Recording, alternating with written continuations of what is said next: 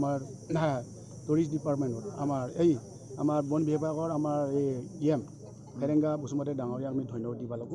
আজি jeep safari এইটো উদ্বোধন মানে এটা শুভ উদ্বোধন হোৱাৰ পাছত মানে আজি 26 কিলোমিটাৰ দূৰ আমাৰ টুৰিষ্টসকলে যাব পাৰিব। ইয়াত মানে গড়ৰ বাদে গড় জেব্ৰা বাদে চব জন্তুৱেই আছে। ইয়াত এটা ফেমাছ আছে, এইটো কি আছিলে নল গাহৰি মানে অসমতে ইয়াতে আছে তাৰমানে, সেইটো এটা মানে দেখা পাব। এইটোৰ কাৰণে আমাৰ অসমৰ কাৰণে আমাৰ বিৰাট ভাল এটা হেৰি আজিৰ দিনটোৰ কাৰণে মই আশা কৰিছোঁ আমাৰ অসমৰ যিসকল টুৰিজমসকলক যাতে ইয়াত আহি কিনি মানে যাতে আমাৰ জীপ চাফাৰীত তেখেতে মনোযোগ কৰক।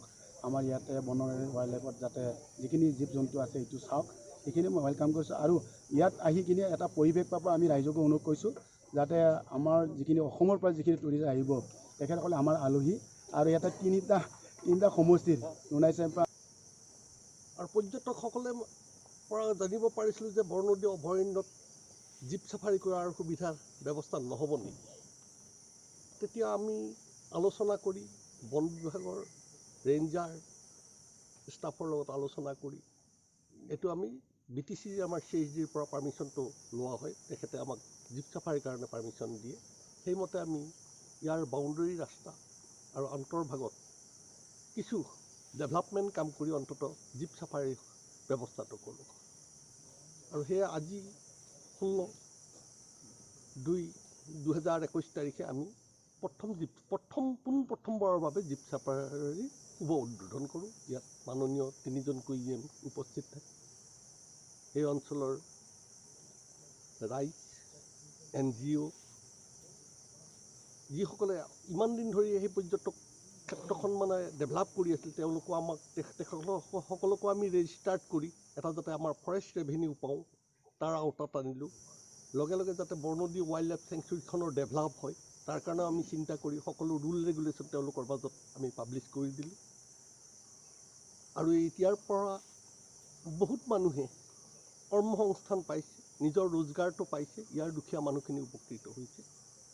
আৰু ক্ৰমান্বয়ে আজি ধৰি লওক জীপ চাফাৰীখন আমি উদ্বোধন কৰাত মই ভাবোঁ ভৱিষ্যতে ইয়াত এটা আৰ্নিং চ'ৰ্চ ওলাব, বহুতো পাব্লিকে এংগেজ হ'ব। লগতে আমাৰ হাতী মানুহৰ সংঘাত যিটো বা ৱাইল্ড লাইফৰ যিবিলাক চিকাৰৰ কাৰণে যিবিলাক মানুহ সোমায়, সিহঁতে যেতিয়া জীপ চাফাৰী চলি থাকিব এই ক্ষেত্ৰত যথেষ্ট বাধাৰ সৃষ্টি হ'ব। আমি বৰনদী ৱাইল্ড লাইফখন উন্নত কৰিব পাৰিম। বৰনদী ৱাইল্ড লাইফ চেঞ্চুৰী এটাৰ কাৰণে ফেমাছ আছিল, সেইটো হ'ল পিকনিক হক, তাৰমানে নল গাহৰি। এইটো আৰু বেলেগ ক'তো পোৱা নাযায়। মানসত অলপমান পায় আৰু আমাৰ ইয়াতে বৰনদী ৱাইল্ড লাইফ চেঞ্চুৰীতে পায়। এইটো আমাৰ মুখ্য জীৱ ইয়াতে পোৱা যায়। তাৰ বাহিৰেও পিকক, বিভিন্ন হাতী, মহ, হৰিণা এইবোৰো ইয়াতে উপস্থিত আছে। কিন্তু এতিয়া লাহে লাহে কমি আহিছে, কাৰণ ৱাটাৰ টেবুলটোৰ কাৰণে, বিশেষকৈ আমাৰ এই খোৱা পানীৰ অভাৱৰ কাৰণে। তো তেনেকুৱাকৈ ৱাটাৰ হোল জেগাই যদি বনোৱা যায়, এনেকুৱা ৱাটাৰ হোল বনালে পানীটো ৰিটেনশ্যন হয়, তেনেকুৱা কিছুমান পদক্ষেপ ল'লে আমি ভাবোঁ যে জীৱ জন্তুবোৰ আকৌ ঘূৰি আহিব। আৰু যিহেতু এতিয়া ফৰেষ্ট ডিপ্লেশ্যন হোৱা নাই, এটা সময়ত আমাৰ যেতিয়া ইয়াতে আন্দোলন চলি আছিল, আমাৰ বড়ো আন্দোলন চলিল, আমাৰ আলফাৰ আন্দোলন চলিল, তেতিয়া বহুতখিনি গছ গছনি কটা হৈছে। কিন্তু সেইখিনি এতিয়ালৈকে আমি আকৌ ৰিফৰেষ্টেশ্যন কৰিব পৰা নাই। এতিয়া আকৌ ৰিফৰেষ্টেশ্যন কৰিব লাগে। সেনেকুৱা পদক্ষেপ আমাৰ ডিপাৰ্টমেণ্টে ল'লে, ফৰেষ্ট ডিপাৰ্টমেণ্টে ল'লে লাহে লাহে আকৌ জীৱ জন্তুবোৰ ঘূৰি আহিব। আৰু মই ভাবোঁ এইটো একদম নিয়াৰেষ্ট, আজি কেপিটেল চিটিৰ পৰা একদম নিয়াৰেষ্ট আমাৰ ইমান ডাঙৰ এটা প্ৰজেক্ট ইয়াতে আছে। তো বগামাটি আমি এইটো খালি পিকনিক স্পট বুলি নহয়, এইটো আমি এটা টুৰিষ্ট স্পট বনাবৰ কাৰণে আৰু বিভিন্ন আমাৰ স্পৰ্টছ যিখিনি আছে আমাৰ এডভেঞ্চাৰাছ স্পৰ্ট, এইটো যাতে আমি ইয়াতে কৰিব পাৰোঁ, যাতে টুৰিষ্টক আকৰ্ষণ কৰিব পাৰোঁ। আজিৰ সভাত উপস্থিত